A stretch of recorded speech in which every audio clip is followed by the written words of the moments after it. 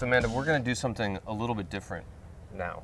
With this segment, we're actually going to show people what works and what doesn't work. Right. So we're going to look at some frames that compose very well, and you're going to say what's working in it, but also like what's not working when you go the wrong way, what some common mistakes are for people. Okay. And I'm going to be here to assist you, so you can make me hold your fill card and do whatever you want. Thanks. Thanks. All right. Okay. All right. So I'm starting here with Dylan, and what I'm going to be doing here with her is, first I'm going to be putting her in a center composition, and I'm going to be using the tree to frame her, and then we're going to do something opposite of that to show how to not frame her and still using the same object in the background, but doing it the wrong way, causing a distraction. Okay. So even though this is right behind her, it's on either side of her body. So I'm going to take some shots, get started, and then we'll switch. Okay. So Dylan, I'm just going to get you to be really natural. You don't need to be too posed, just more casual with your body language, and so you can like put your hands in your pocket. You can like just hold onto your arm, just sort of be like, you know, shift your weight while I'm shooting. Don't get too stuck. And then we'll kind of, after that, we'll go into like leaning onto the tree like I showed you, and then we'll do something different after that. Okay, so I'm just gonna go and start shooting you. Yeah, that's good.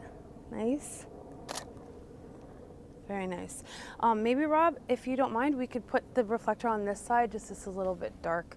Sure. So I'm just getting some light here to fill on this side of her face. Good. Nice. Good.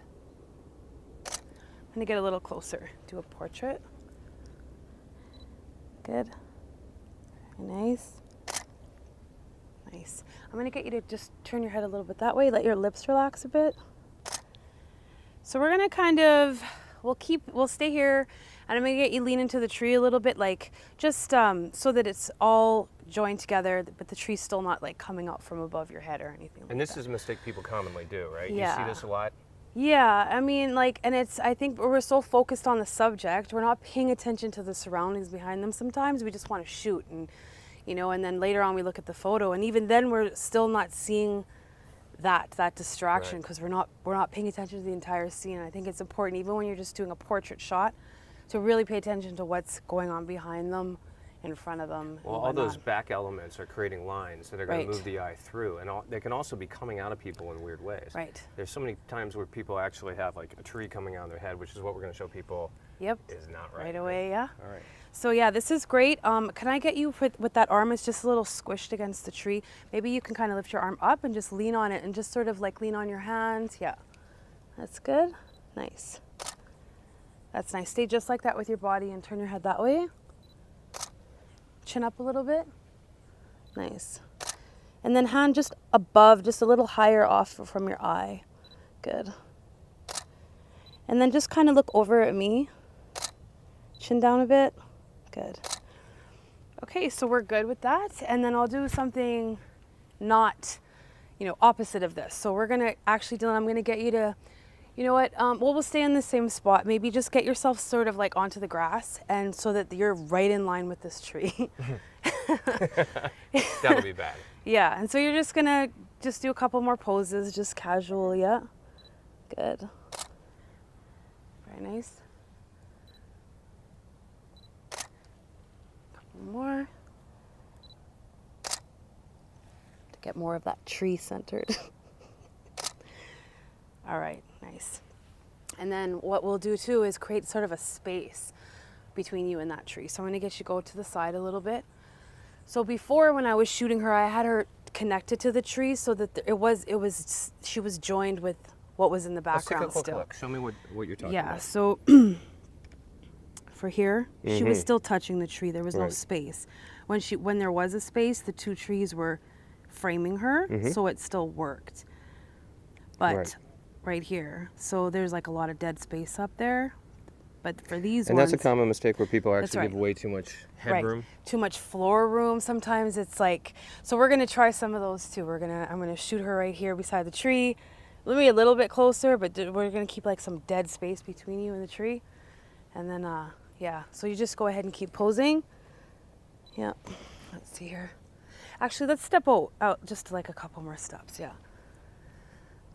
Good. I'll do like a landscape shot here. Yeah, that looks so bad. Not you. Yeah, good. Good. On here. I'm gonna do one with a lot of grass. Okay, so we're gonna step away from the tree now. We'll move from that. And so now what I'm gonna do is I'm gonna create a lot of dead space below her, just like we did above her. Okay. And we're gonna just see, and then kind of keep going here. Okay. Couple more. Actually, let me move back a little bit.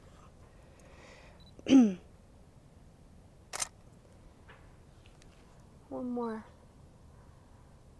Okay, and now I'm shooting in landscape, and I'm doing some more poor composition shots where I'm trying to apply the rule of thirds, but it's not quite. She's just too far off to the edge. So she's like way over on the side. Way over on the side. And this happens a lot too. And then even below that, or I'm sorry, before here. So a lot of times this ends up happening. People are putting too much below the subject instead of trying to keep them center or just trying to even out the frame. So You don't use the rule of thirds too much. I No. mean, you know it's a part of, and for people who don't know, rule of thirds is taking the frame and it's dividing into 3 equal parts in both directions and placing your subject on one of those 1/3 lines in order to give asymmetry.